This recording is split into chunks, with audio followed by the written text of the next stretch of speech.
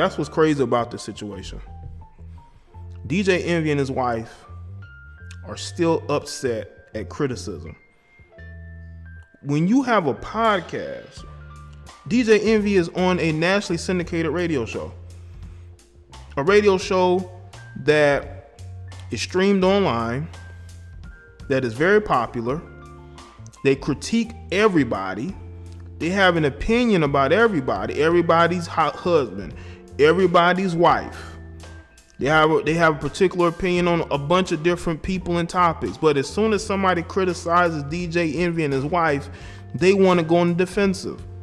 All because Deezus and Meryl said that she's only with him for a check? That requires you to get in your feelings? Do you know what that shows? That shows me that there's some truth to what Deezus and Meryl said.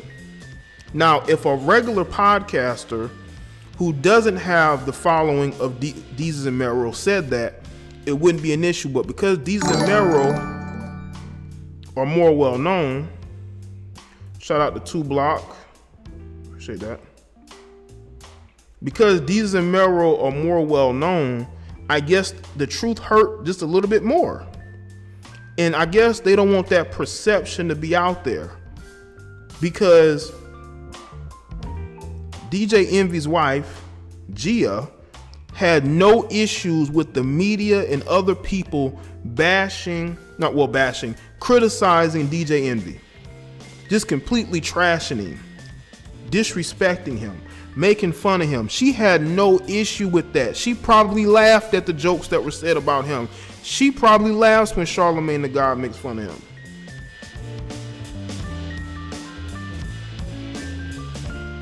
She probably laughs at it. She probably thinks it's funny. But she wants that narrative to be that he's the goofy one. He's the buffoon. He's the cheater. He's the bad guy. But as soon as somebody say, you know what? Why would you stay with a guy that cheated on you? Probably has cheated on you multiple times. Well, she must be there for the money. And it's said as a joke. And for you to get so offended lets people know that that is exactly why you stay with the guy. That's exactly why you stay with the guy. They hit a nerve. You are with him for the check.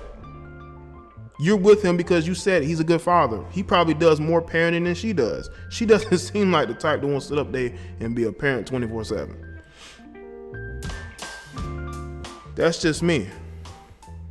Make sure y'all like the stream, man. But she doesn't seem like the type that's going to sit there and be a parent and run behind kids all day. Why you wait so long, DJ Envy, to address them? And also, and get this, let's talk about the people that were banned from the Breakfast Club. Let's talk about the people that were banned from the Breakfast Club. I think that's absolutely hilarious. Like DJ Envy, you got that much clout, you can ban people from the Breakfast Club?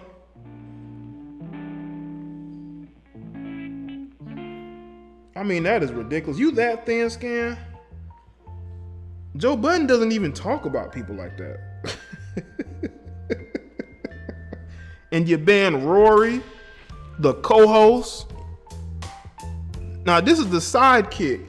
How does the sidekick of another podcast get kicked off the platform?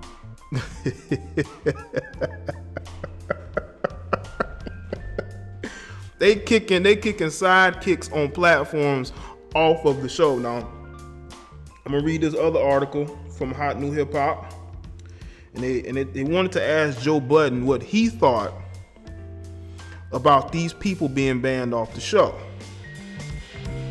It says, since his departure from everyday struggle, Joe Budden's presence has been somewhat absent from the game. Now, if you want a Budden fix, the Daily Dose has gone the way of the dodo. Now you'll have to settle for the weekly dosage when the retired rapper drops off new episodes of his podcast. Rewind to last week when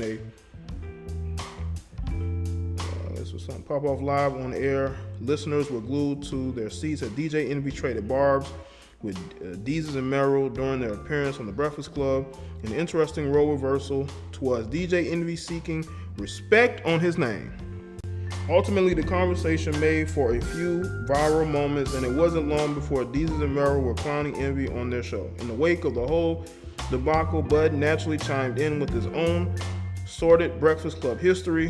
When asked if he was ever destined for another appearance, Budden tweeted out that Rory got them banned.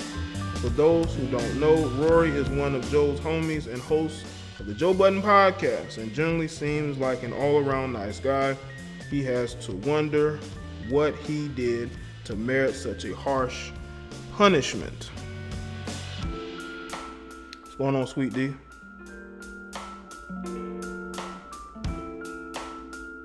Yeah, this seems like a lot of the beige rage is still going on.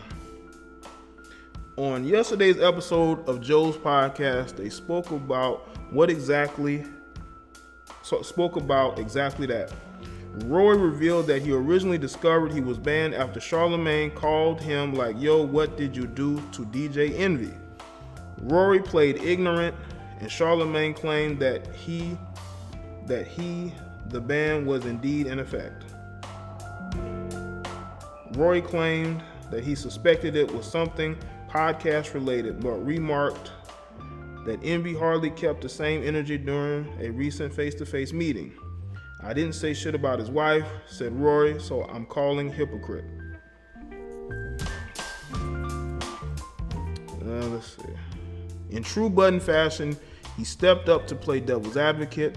"I have history with DJ Envy. Focus was on DJ Envy's album," reflects Joe, thinking back to the music days. "We shared the same barbers for many, many years." He proceeds to show no mercy towards his co-host. I think he's totally correct in banning Rory from The Breakfast Club," said Budden. "Rory has trashed DJ Envy on his podcast a million times, along with myself and Maul.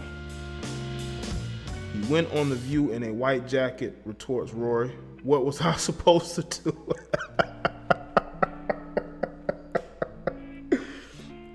Shout out to Negroes Are Crazy. Said, "Jay, did you hear the show where DJ Envy said he was going to kill himself for cheating?" I heard about that. Negroes Are Crazy. I heard that he said that, but I didn't necessarily see the show. That might have been the show after he was caught cheating. That might have been the show where that happened, you know. But DJ Envy would have said anything to avoid a divorce. That divorce would ruin him financially. With all them kids and the fact that he's been with her since he was a teenager, I could see him wanting to off himself for that, because, you know, they've been together for a long time, and the judge would give his wife whatever she wanted.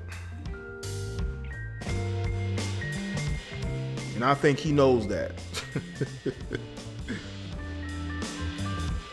And the thing is, man, like, you banning the co-host of a... Listen, what happened to you bringing people to your show and debating them? You're banning people from your show. DJ Envy. If you look at everybody on that show, who is the most replaceable on the show? Is Charlamagne the most replaceable? Is Angela Yee the most replaceable? Or is DJ Envy the most replaceable? There'll be shows where he's totally quiet, and Charlamagne is doing the questioning, and Angela Yee's doing all the questioning. So how can you ban anybody? Unless DJ Envy is getting paid more than everybody else, then I can understand that. But that dynamic is the way it is because of the three personalities.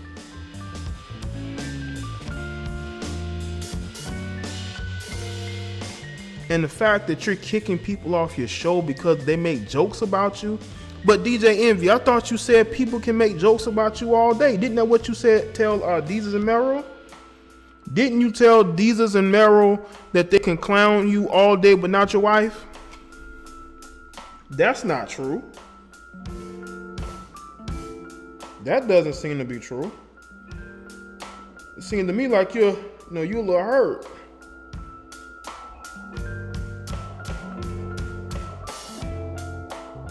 don't know why people get thin-skinned like that, man.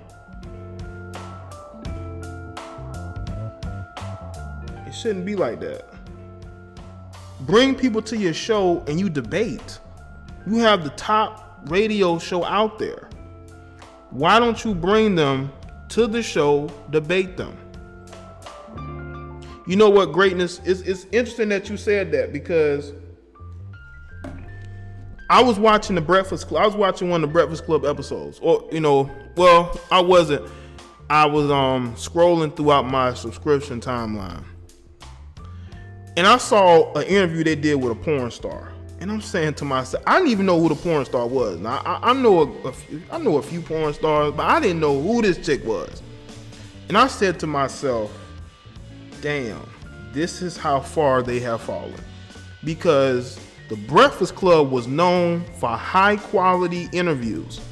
Everybody wanted to be on their show. But you're interviewing porn stars who I have never heard of and probably other people have never heard of.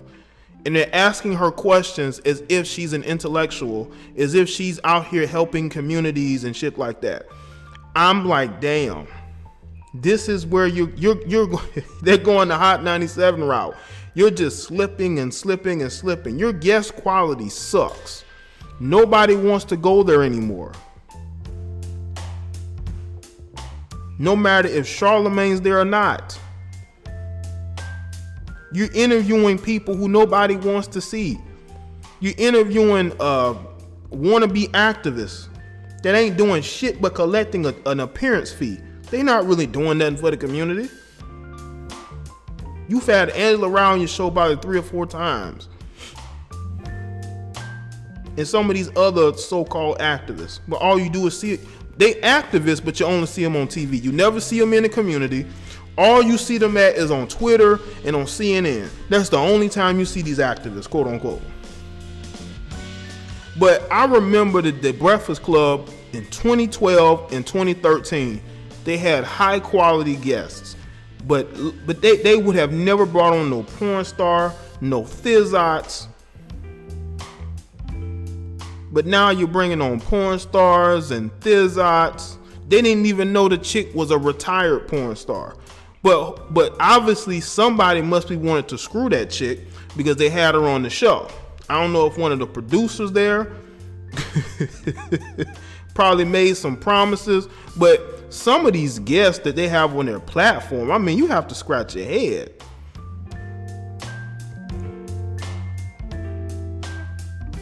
You're bringing people up there for the sake of bringing people up there. Because nobody really cares about going on their platform anymore. Low quality guests is going to bring the quality of the show down. Look at the views that some of these interviews they used to get. They used to average 100,000 views per episode that they'd have on YouTube. Now, you look at it now, I mean, look at the low quality guests. I mean, nobody wants to see these people. Nobody knows these people. You know what? She might go on the Breakfast Club. You never know. I mean, it might be a good ratings boost. I mean, they had Jake Paul on the show. I mean, you know you're on E when you're bringing Jake Paul to your show. That's how far you fall, because you know Jake Paul is going to bring YouTube hits. Why haven't you had DJ Academics? Now, I could be wrong, but has DJ Academics ever been at the Breakfast Club? I mean, he has Everyday Struggle. He has his own platform he's built. He's well known. You haven't even had him on your show, but you're bringing a no-name porn star to your show. You're bringing quote-unquote activists to your show who I've never heard of and don't see them doing anything in the community. You see them on, these, MSNBC or CNN, but you never really see them doing anything in the community, making any changes whatsoever.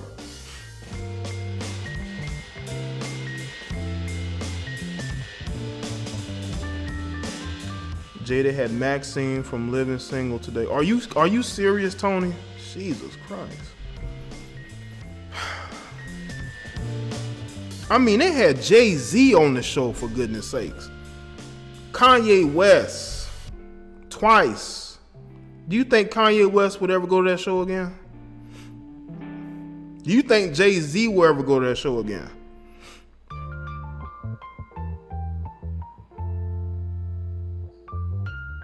No, don't get me wrong. They still get their views. You know, the Breakfast Club still gets their views. I'm not saying that they don't, but you have to look at who they're putting on their platform and the message that they're trying to put out there.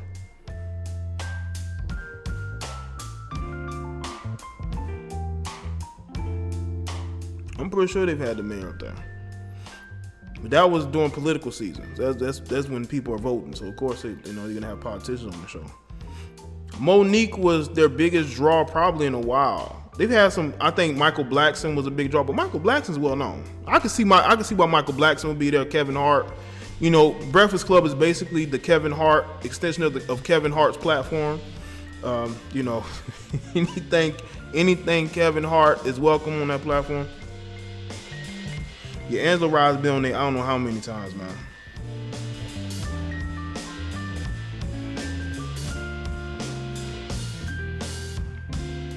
But looking at DJ Envy, the fact that you're showing your son how you think a man should respond to certain situations, how a man should get emotional, how he should allow a woman to dictate to him when he should be upset and not, the fact that he doesn't have logic and common sense enough to say, you know what, I'm gonna handle this behind the scenes. How does that help them? DJ? That's why people bring up the fact that you're light skinned and you're acting light skinned. Now it could be a joke, but you're proving that stereotype right.